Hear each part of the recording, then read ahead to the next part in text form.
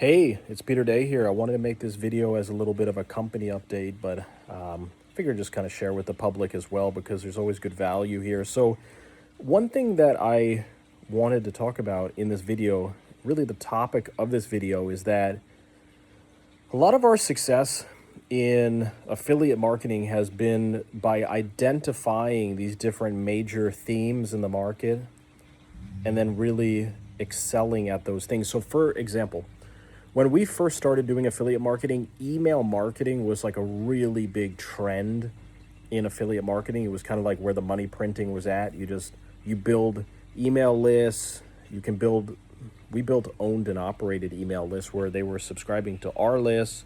We had consent to email on them. And since we had consent to email on them, we could basically email them as much as we wanted. And it was a money printer thing. And that was a really good trend for a couple of years. This was a long time ago. This was probably 10 to 15 years ago. But the lesson learned here, it was like a specific kind of trend that we were taking advantage of with the email marketing. So then after the email marketing, I would say Facebook ads kind of became a major trend for us. This was still a long time ago, to the point where like everything on Facebook was really cheap. Like I remember running traffic to rent to own offers or certain offers where it was ridiculously cheap. Like we used to get I remember getting clicks for like 12 cents. At the time, I was actually running some ads ourselves because when we first started, it was just my brother and I. We didn't have a media buying team, and we were both running our own ads. I remember personally running ads, and I was getting clicks for that vertical for like 8 cents or something. 8 cents to 12 cents. Well, things have so there was basically a big Facebook wave where Facebook was so cheap that just like almost anything you threw at Facebook profited, because the clicks were so cheap. It's like everything was just like 8 to 15 cent clicks on Facebook. That was a while ago. So we capitalized on that trend, like the cheap Facebook trend. That ended up kind of getting harder and harder as Facebook started getting more expensive. So then basically the next trend that we capitalized on was pay-per-call. And we actually spotted that really early. So pay-per-call was just starting to get popular in the affiliate marketing space. And this was before everyone was doing it. Like what happened, I just knew like a couple people that were doing it, but the masses had not found out about it. And I spotted this opportunity and I said, you know what? Pay-per-call is going to be really big. This concept of generating a phone call. Because what's really amazing about pay-per-call is you're not scrambling around like trying to get a lead gen offer. You're just generating these calls and it's very transparent. You get paid on a 90-second duration, 120-second duration. It's just so simple. And it's very hard to get, with lead gen offers, you can get scrubbed.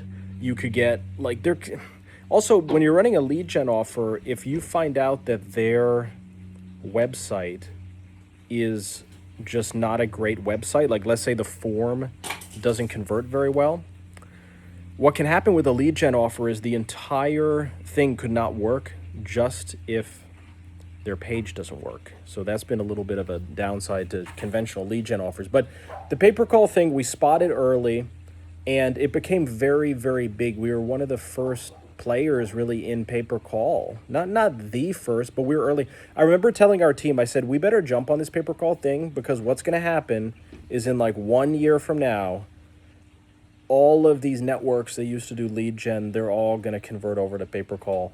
And I spotted this ahead of time and I said, we got to take advantage of this thing because we're early and it's big.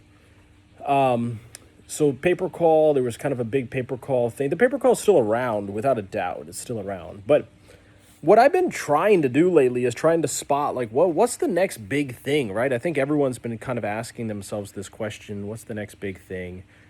For us, it was email, it was the cheap Facebook phase, it was pay-per-call. Those were three really big trends that we capitalized on in our industry. What's the next big thing now?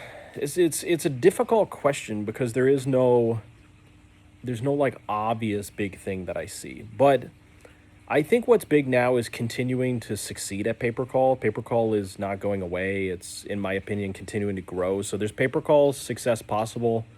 The email thing is kind of done, to be honest, unless you're very, very skilled. You have to be really skilled at email marketing now because it's harder to get into the inbox. Like a lot of affiliate marketing emails are just going to go to the spam folder and stuff. So the email thing is pretty much totally dead. SMS used to be a big thing, and it still is for some people if they know what they're doing. So basically, with email and SMS, it used to just be money printing. Like anyone could do SMS, anyone could email, and it was like money printing for everyone. Now, SMS and email takes a more refined, kind of skilled marketer that really knows what they're doing to make it work. So again, I've been brainstorming what could be that next big thing in the industry, or at least for our company.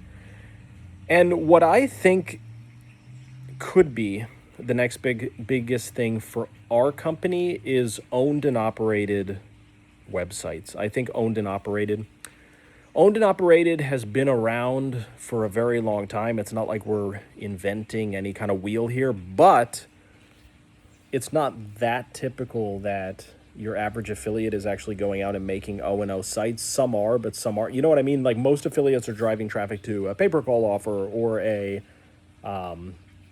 lead gen offer. And most people that own the owned and operated sites are these larger companies, like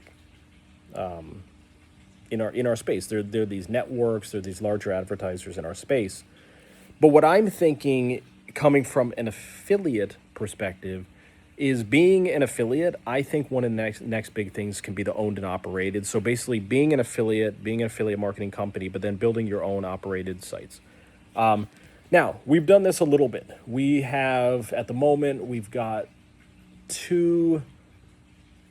we probably have like 2 to 5 owned and operated sites running right now for some different verticals. And in fact, they're doing pretty well. But just like these other phases in the business, like email marketing phase, cheap Facebook phase, pay-per-call phase, I think that this owned and operated thing could become another wave specifically in our business, because the vision that I'm seeing here is if we're able to identify verticals, we can build entire owned and operated properties around those verticals.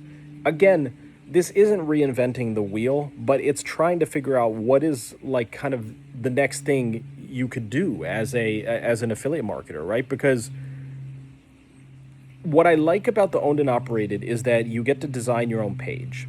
And if you get to design your own page, you're able to convert a lot higher generally than just running traffic to another person's page. And you can control yourself not getting scrubbed. So what I like about the owned and operated idea is that it brings in some of the elements that I really have enjoyed with pay-per-call, like being able to control more aspects, not getting scrubbed. You can't really get scrubbed on pay-per-call because if you're getting paid on a 90-second buffer, it's really hard to argue that the buffer never happened. You have reporting on your side, they have reporting on their side, right? So I've with the owned and operated idea, it has these good perks, kind of like the pay-per-call, right? Where you can control control the flow, and you're not going to be like scrubbing yourself. So there's the scrub elimination. You can control things like dupe rates. You could also get a ping tree going with a lot of different buyers. So what I'm thinking is, if this owned and operated thing works, I'm thinking of rolling it out to like 1 or 2 more verticals. Like, let's get some owned and operated sites in a couple more verticals. And then if it works, we might actually develop an entire model around this O&O.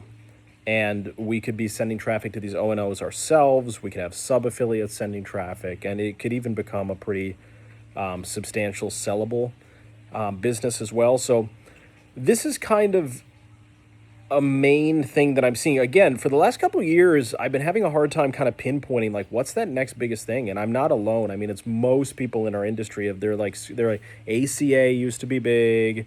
It was auto for a while. And 10 years ago, 15 years ago, it used to be Nutra. It used to be the cheap Facebook thing, the pay-per-call. But it's like, what is the next biggest thing? And again, I have not spotted like a one single big thing that's just going to like take our entire industry by storm, kind of like the pay per call or the cheap Facebook thing. But I think for us personally as a company, this owned and operated thing could be good. I think I could see ourselves having owned and operated sites in all types of different verticals, having a lot of buyers behind them. Basically, becoming an advertiser. The vision that I'm seeing here for our company is becoming an advertiser in the sense where we own the sites, we own the pages, right? Typically, they call that the advertiser when you build the offer. But what I'm thinking we could do here is basically become an advertiser for ourselves. Like we become an advertiser, and instead of relying on third-party publishers, which we could have in the mix a little bit, I'm thinking of becoming basically an advertiser, but then driving the traffic internally. So building our own Ono properties and driving internally, and then doing that across a wide variety of verticals that we nail. And then running traffic on Facebook, native ads, maybe some TikTok, maybe some display like Google Display, but